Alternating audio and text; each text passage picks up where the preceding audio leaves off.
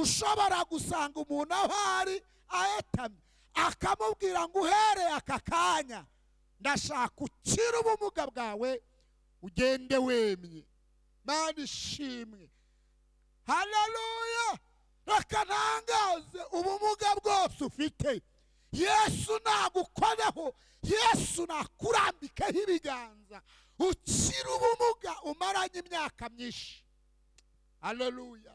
Uzi kuba mu buzima ukiga amashuri menshi ari ugasanga nta mahirwe y'akazi ujya ugira, nta n'ikiraka wakora. Uzi kuba mu buzima wifuza ibintu byiza, wifuza urugo nk'abandi badamu nk'abandi bagabo, ariko kubera ahantu hetamye dayimoni waguteje guhetama.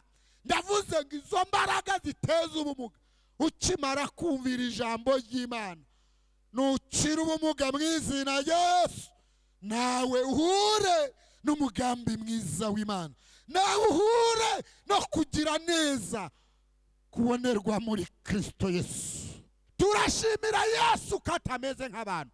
Ndagira ngo mutangarize Uwiteka gutunguza igitangaza atitaye kuko abantu bakubona, atitaye kuko abantu bakuvuga, atitaye kuko abantu bakugira, atitaye kuko abantu bagusuzugura bakugaya. Ariko turashimira Yesu ntago ajya yita ku gihe cy'abantu, we akorera ku gihe ciwe, ntago yita ku gihe cy'abantu. Ndavuze ngo Uwiteka nagusange ku gihe ciwe akwiyereke agukiza ahantu hose wahetamye. Naho igihe cy'abantu cyo wazapfira mu bumuga, igihe cy'abantu cyo wazasaza uri ikimuga, igihe cy'abantu cyo wazava muri uyu mubiri uri ikimuga. Yesu nashimwe cyane.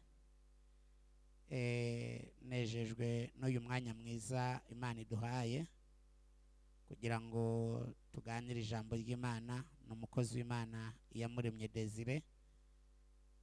Ndabakunda cyane kandi mbifurije umugisha w'Imana badukurikira mwese kuri gusengarwa. Imana ikora ibikomeye ku buzima bwanyu. Mbaha ikaze mwese mu mpande enye z'isi aho muherereye kugira ngo tujyane umugisha namwe. Ndagira ngo dusenge tuganire ijambo ry'Imana. Mwami Yesu turagushimiye, tugushimiye neza yawe, tugushimiye urukundo rwawe, tugushimiye ko nta yindi Mana ihwanye nawe. Bana natwe mu ijambo kandi Umwuka Wera akora ibikomeye. Umuntu wese uryumva abohoke, kandi umuntu wese uryumva yakira ubugingo. Umwuka Wera akora ibikomeye, ibitavuga Imana byose nibitsindwe. Turaguha ikaze mu ijambo, kandi uryumva wese urizageraho wese azakira ubugingo, azakira amahoro, azakire kubohoka. Akimara kuryumva azahite yakira kubohoka. Urakoze kubikoze kandi ukabanye natwe mu izina rya Yesu, amen. Ndabaye ikaze mwese mu izina rya Yesu. Reka dusome ijambo ry'Imana, ubutumwa bwiza bwa Yesu Kristo ko bwanditswe na Luka ibice 13 dore ku murongo w'10. Aravuga ngo nuko ku munsi w'isabato yigishiriza mu isinagogi, asangamo umugore ufite dayimoni itera ubumuga. Uwo mugore yari amaze imyaka 18 ahetamye atabasha kunamuka na hato. Yesu amubonye aramuhamagara aramubwira ati, mugore, ubohowe ubumuga bwawe. Amurambikaho ibiganza. Muri ako kanya arabohoka, ahagarara yemye, ahimbaza Imana. Ariko umutware w'isinagogi arakazwa nuko Yesu akijije uwo muntu ku isabato. Abwira abana ati, hariho iminsi 6 ikwiriye gukorerwamo iyo mirimo, aba ariyo muzamo mukizwe, hatari ku munsi w'isabato. 15. Umwami Yesu aramusubiza ati, mwandyarya mwe, mbese umuntu wese muri mwe ntazitura inka ye cyangwa indogobe ye ayikura mu kiraro ku isabato akayijyana akayuhira? Kandi uyu ko ari umukobwa wa Aburahamu, akaba amaze iyi myaka 18 aboshywe na Satani, ntiyari akwiriye kubohorwa iyi ngoyi ku munsi w'isabato? Amaze kuvuga atyo, abanzi be bose baramwara, abahateraniye bose bishimira imirimo myiza itangaza yose yakoze. Imana ihimbazwe. Nejejwe no kubana namwe inshuti zanjye dukunda nkuko musanzwe mudukurikira. Nagira ngo tuganire ku ijambo gitwa kuba uri kimuga. Iyo tuvuze ubumuga twumva nyine abangaba birivuga bari bamugaye imigongo, bari bamugaye amaguru, cyangwa bari bafite ahantu bafite ubumuga nyine bahitamye. Ariko nge iyo ndebye mu isi y'umwuka no mu buryo busanzwe, njya mbona hariho abantu benshi bafite ubumuga. Niyo mpamvu nkuzanira ijambo rivuga ngo Uwiteka agukize dayimoni iteza ubumuga. Iri jambo nagise ngo Uwiteka agukize dayimoni iteza ubumuga.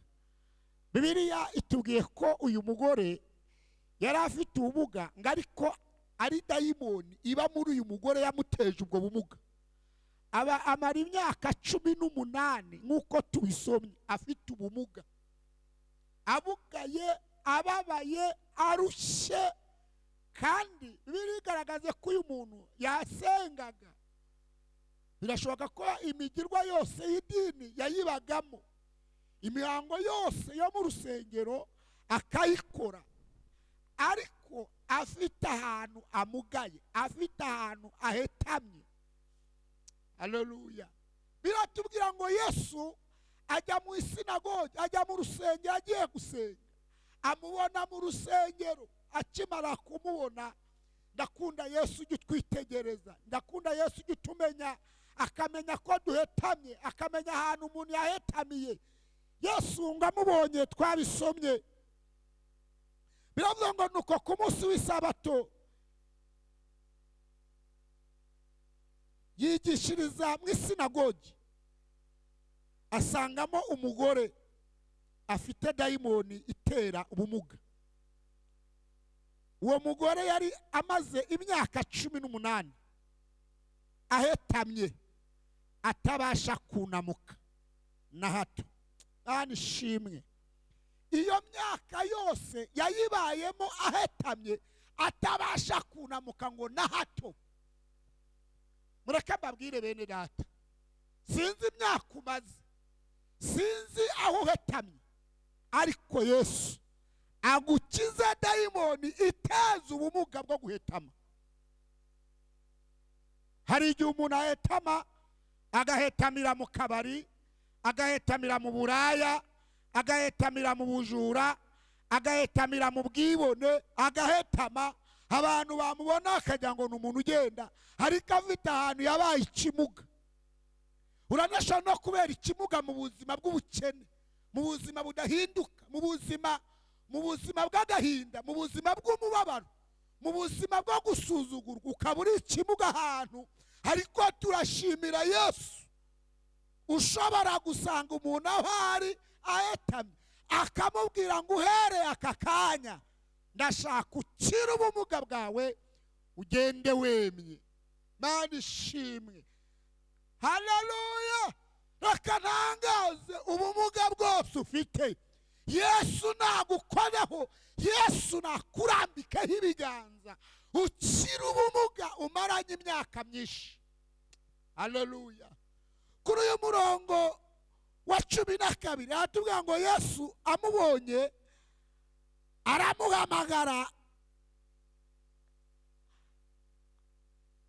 aramuhamagara, aramubwira ati mugore, ubohowe ubumuga bwawe. Mana ishimwe, nawe ubohowe ubumuga bwawe uhereye aka kanya. Amurambikaho ibiganza. Mana ishimwe, muri ako kanya aragororoka, ahagarara yemye ahimbaza Imana. Ubuzima bugoramye ntabwo ari umugambi w'Imana. Ubuzima buhetamye ntabwo ari integuro y'Imana. Ubuzima butuma ntacyo wakira kubera ko ufite ubumuga ntabwo ari integuro y'Imana.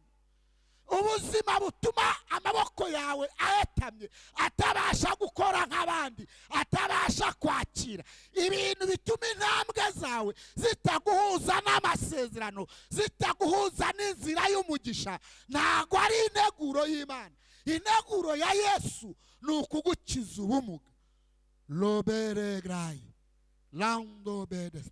Integuro ya Yesu ni ukuvuga ngo aho uhetamye nuhava mu izina rya Yesu. Uzi kuba mu buzima ukiga amashuri menshi ari ugasanga nta mahirwe y'akazi ujya ugira, nta n'ikiraka wakora. Uzi kuba mu buzima wifuza ibintu byiza, wifuza urugo nk'abandi badamu, nk'abandi bagabo, ariko kubera ahantu uhetamye dayimoni waguteje guhetama. Ndavuze ngo izo mbaraga ziteza ubumuga, ukimara kumvira ijambo ry'Imana nukira ubumuga mu izina rya Yesu, nawe uhure n'umugambi mwiza w'Imana, nawe uhure no kugira neza kubonerwa muri Kristo Yesu. Mana ishimwe. Haramubwira ngo mva nkubwire uhereye umunsi hetamuka ugororoke. Biratubwiye ngo arahetamuka ubumuga burarangira, ngo ahagarara hemye ahimbaza Imana. Nanjye ndavuze ngo mwiri teraniro ndatangariza ubuzima bwawe, ndatangariza icyerekezo cy'imibereho yawe, aho uzakurikirira ijambo, wowe turi kumwe. Ubumuga bwose nibikuveho mu izina rya Yesu, uhure n'imirimo myiza Imana ikora. Umurongo wa 14 haravuze ngo ariko, aha rero harantangaje ngo ariko umutware w'isinagogi arakazwa nuko Yesu akijije umuntu ku isabato. Reka nkubwire, nta munsi n'umwe Yesu yakorera igitangaza ngo abantu bose bakoma amashyi. Nta munsi n'umwe Yesu yakugira neza ngo abantu bose babinezererwe. Uyu mutware w'isinagogi aho kunezerwa ko yabonye umuntu wari umaze imyaka 18 ari ikimuga, ahita ngarakazwa amaze ati ngenda babaye cyane. Ni gute wahetamutse ku isabato? Mu yindi mvugo ni nkaho yakamubwiye ngo gumana ubumuga bwawe no ku isabato uzakomeza ubikimuga. Turashimira Yesu kadateye nk'abantu. Turashimira Yesu katameze nk'abantu. Ndagira ngo mutangarize Uwiteka gutunguza igitangaza, atitaye kuko abantu bakubona, atitaye kuko abantu bakuvuga, atitaye kuko abantu bakugira, atitaye kuko abantu bagusuzugura bakugaya. Agukiza ubumuga atitaye ku gihe. Uyu mutware w'isinagogi yaranangaje. Abo ni abanyedi tugira mu rusengero, y'Imana igutabaye, cyangwa se mu muryango w'iwanyu, cyangwa se muri bene wanyu, cyangwa se abo mwavukiye rimwe, cyangwa se abaturanyi. Iyo babonye Imana ikugire neza, bo baravuga ngo yagumanye ubumuga. Yagumanye ubumuga, arabumutwaye iki? Nta munsi n'umwe Imana izahindura icyerekezo cy'ubuzima bwawe ngo abantu bakoma amashyi, ntabwo bizakunda. Nta munsi n'umwe Imana izakora igitangaza kuri wowe ngo abantu bose babinezerwe. Ariko turashimira Yesu, ntabwo ajya yita ku gihe cy'abantu. We akorera ku gihe cyiwe, ntabwo yita ku gihe cy'abantu. Ndavuze ngo Uwiteka nagusange ku gihe cyiwe, akwiyereke, agukiza ahantu hose wahetamye. Naho igihe cy'abantu cyo wazapfira mu bumuga, igihe cy'abantu cyo wazasaza uri ikimuga, igihe cy'abantu cyo wazava muri uyu mubiri uri ikimuga ufite ahantu wahetamye. Ariko Yesu agusange mu gihe we abona ko gikwiriye agukize ubumuga. Bya yatubwiye ngo nuko Yesu yesu nuko yesu akirije uwo muntu ku munsi w'isabato abwira abantu ati, ndasubira ku murongo wa 14 mwihangane gato, ariko umutware w'isinagogi arakazwa nuko yesu yakirije umuntu ku isabato, abwira abantu ati, hariho iminsi 6 ikwiriye gukorerwamo iyo mirimo, aba ariyo muzamo mukizwe, hatari ku munsi w'isabato. Abo ni abanyamihango y'idini, ni abafite imigirwa y'idini mu mitwe yabo, batajya batahura imirimo ya Yesu. Ariko igihe cyose Yesu ashatse gukora, ntawe umukoma mu nkokora, nta muntu umuhagarika, ntawe umubuza iyo ateguye gukora igitangaza. Imana ishimwe. 15 umwami Yesu aramubaza ati, mwandyarya mwe, mbese umuntu wese muri mwe ntiyazitura inka ye cyangwa indogobe ye akayikura mu kiraro ku isabato akayijyana akayuhira? Kandi uyu ko yari umukobwa wa Aburahamu, akaba amaze iyi myaka 18 aboshywe na Satani, ntiyari akwiye kubohorwa iyi ngoyi ku munsi w'isabato? Mana ishimwe. Wo ni Yesu abasubizaga bati, mwandyarya mwe. Erega Yesu azi ko abantu ari indyarya, arazi ko abantu basenga ari abapagani, hari abantu basibose, ariko hari abantu basenga ari abanyakibi. Ariko turashimira Yesu, aravuga ngo mwandyarya mwe, uyu muntu imyaka 18 ari ikimuga, mwese mubireba ntacyo mubikozeho, mwese mwumva ntacyo bibabwiye. Mbega ko nawe ari umwana wa Aburahamu, ntiyarakwiye gukira iyi dayimoni ikamuvamo, nawe akaba muzima, agakira ubumuga bwe akagenda yemye? Imana ishimwe, Imana ihabwe icyubahiro. Ntabwo igikomeye ari imihango y'idini, igikomeye ni imirimo Yesu akeneye gukora ku buzima bwawe.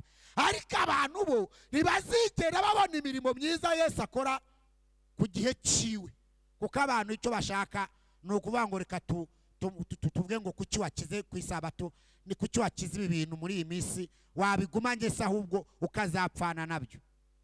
Ariko Imana ishimwe ko Yesu atameze nk'abantu. Murongo wa nyuma soza kugira ngo dusengane. Amaze kuvuga cyo, abanzi be bose baramwara, bamware mu izina rya Yesu, bakorwe n'isoni. Abanzi be bose baramwara, abayateraniye bose bishimira imirimo myiza itangaza yose yakoze. Mana ishimwe. Reka Yesu agira ibyo amwaza. Bamwe bavuga ngo ntibizakunda.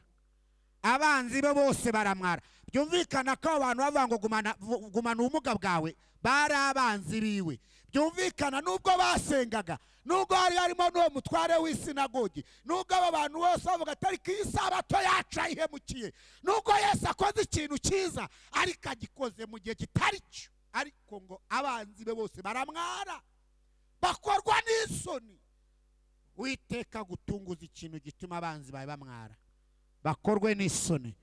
Witeka gutunguze kugira neza, kugira ngo abanzi bamenye ko Witeka akora ibirengeye ubwenge bw'iby'abana abantu bibwira. Ndangiza ndagira ngo mbabaze ikibazo. Mwamugaye hehe? Mwamugaye ryari? Urashobora kunyemerera ukabwira Yesu ngo ubumuga bwanjye nubu? Urashobora kunyemerera ukavuga ngo namugariye muri ibi? Niba ari ibyaha wamugariyemo, mubwire ngo nukuri mfite icyaha cy'ubusambanyi cyanteje kumugara. Niba ari itabi n'inzoga cyangwa ubusinzi n'ibindi byaha, mubwire ngo mfite ubumuga butegwa n'ibyaha ibi n'ibi n'ibi, ariko ndakeneye gukira ubumuga bwanjye. 3, urashobora kuba ufite ubumuga bwo kutagira ikintu wakira ngo cyemere. Bwira Yesu ngo mfite ubumuga, mfite dayimoni yanteje ubumuga. Iyo mbonye amafaranga simenya haganye. Iyo neguye proje ngo ngira ikintu nzakora nk'abandi bipfira hagati. Iyo ngambire gukora ikintu cyiza inzira zirifunga. Iyo ni dayimoni iteza ubumuga. Mfite ubumuga byuko ndi igisuzuguro muri karitsiye. Mfite ubumuga ninjye mu muryango ugayitse ubishe, ufite ubuzima bubishe. Mfite ubumuga nta kintu na kimwe nkora ngo gikunde. Hari dayimoni yanteje ubumuga. Bwira Yesu muri aya materaniro, umubwire ngo ahantu ufite ubumuga naha, ndakeneye gukira ubumuga bwanjye, ndakeneye gukira ubumuga bw'amateka mabi nkinjira mu mateka meza, ndakeneye gukira ubumuga bwo gusuzugurwa nanjye nkaba uw'icyubahiro, ndakeneye gukira ubumuga bwo kubaho nabi nanjye nkabaho neza, ndakeneye gukira ubumuga nanjye nkagira urugo, nanjye nkagira urubyaro, nanjye nkakora mariage, ndakeneye gukira ubumuga nanjye nkagira inzu yanjye, ndakeneye gukira ubumuga nanjye nkabona akazi.